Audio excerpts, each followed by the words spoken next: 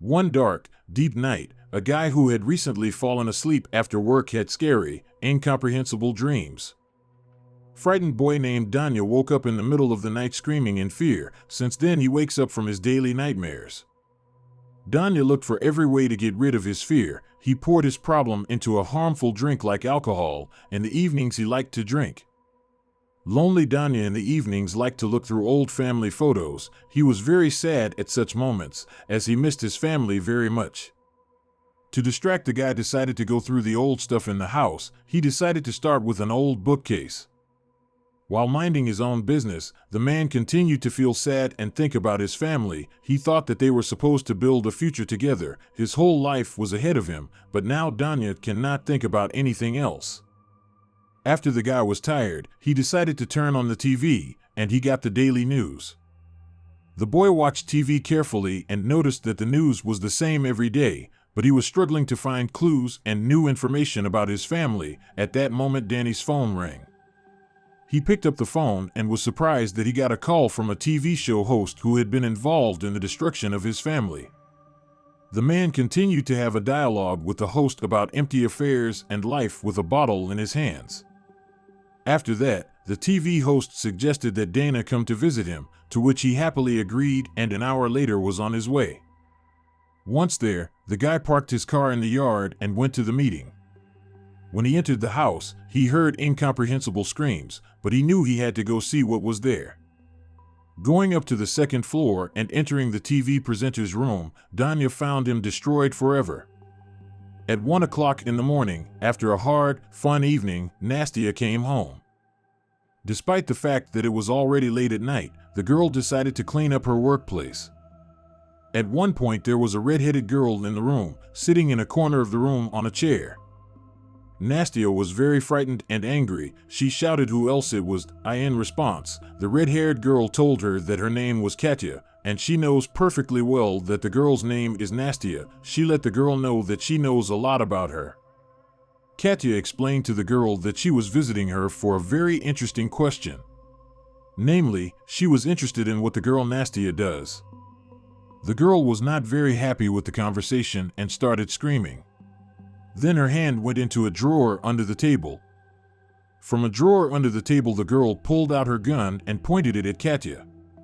She told her to get out of her house and that she thought she was a psychopath, and she threatened to shoot her if she did not leave her house. Katya was sure that the girl would not shoot and deliberately provoked her to shoot. And at one point the girl pulled the trigger and fired one shot. The girl hit Katya right in the shoulder, but the red-headed girl didn't care that she had a bullet sticking out of her shoulder. Katya became insanely angry and attacked Nastia, knocking the gun out of her hands. At one point, the girl transforms into a scary red-headed monster and wants to destroy Nastia. Without thinking too much, in a state of shock, Nastia starts running away from home. She runs out into the street and screams for help.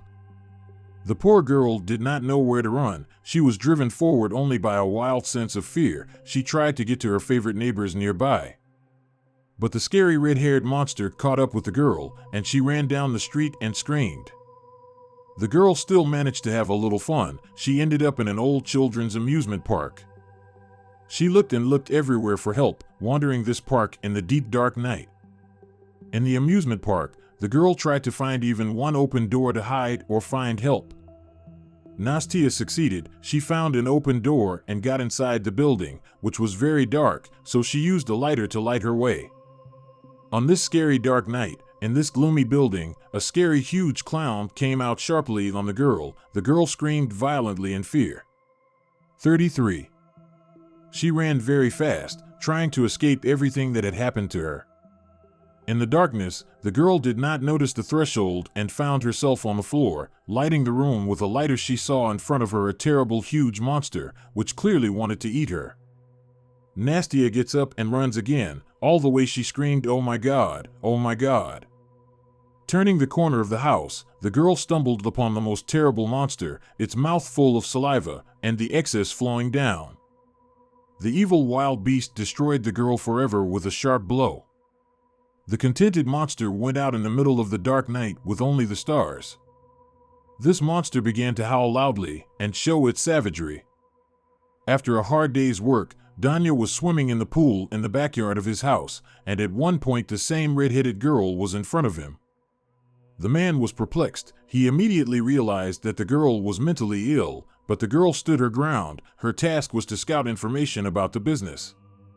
Without thinking, the man began to sass the girl, and she grabbed him very hard by the balls.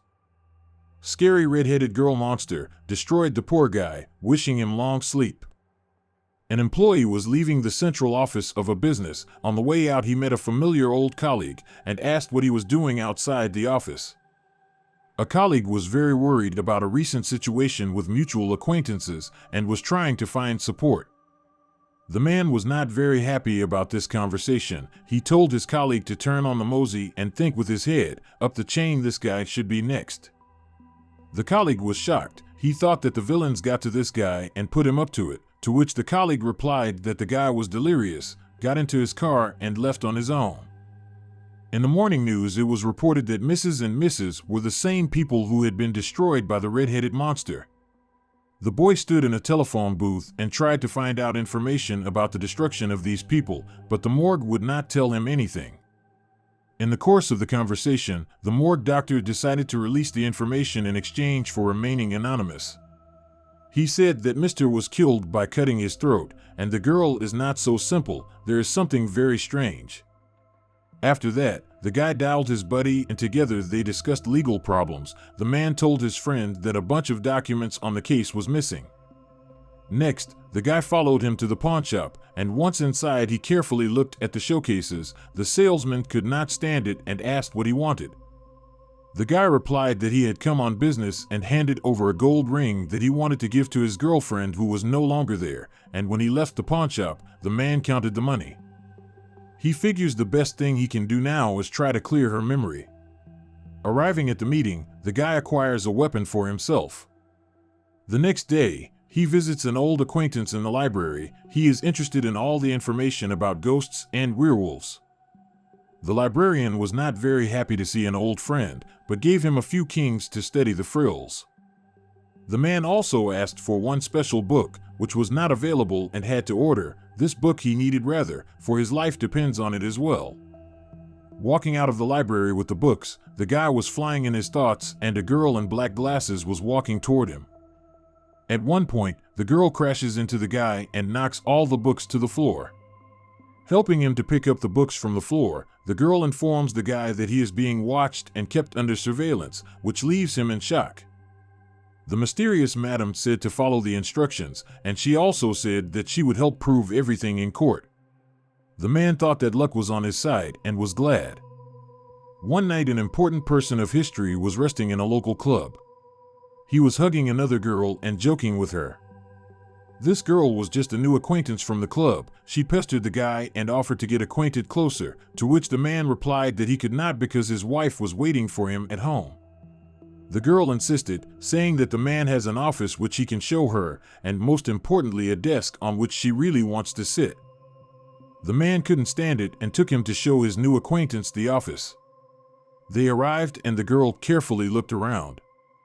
The man did not pay attention to the girl's curiosity and told her what he does, that he collects old weapons of ancient battles. To which the girl replied that she is also a collector and is looking for a special relic. At one point, the girl said that she was looking for the hand of Icaria. She also said that she knew that he had bought it on the black market and asked where it was. The man was shocked. He turned to the girl and carefully tried to understand who it was and who it was from. Suddenly, the girl grabbed the sword from the stand and stabbed the man in the leg. She shouted loudly that he would respond by threatening to do the same to the other leg. In great pain, the man confessed where the very thing was and pointed to the safe, and the girl forced him to open it. The man started to enter the code to the safe when he noticed the girl leaving. He asked where she was going, to which she replied that she heard noises in the hallway and they had visitors.